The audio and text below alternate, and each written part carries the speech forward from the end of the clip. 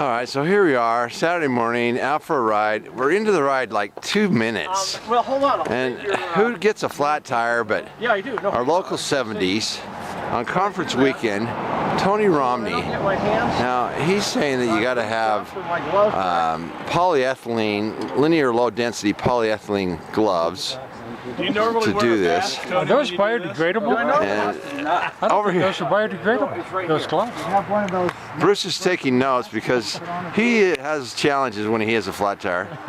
And it's probably going to take us about, what do you think, a half an hour to do this? Hey, not so fast, guys. How many guys does it take to change a tire?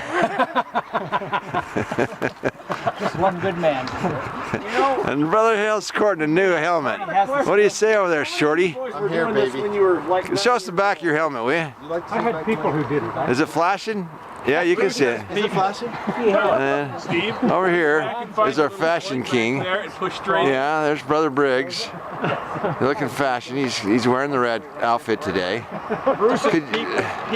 Yeah, Okay, so I guess we're just gonna stay here. Oh, there. Oh, yes, there's Grandpa Brunner. Well, it's those guys that were recruiting him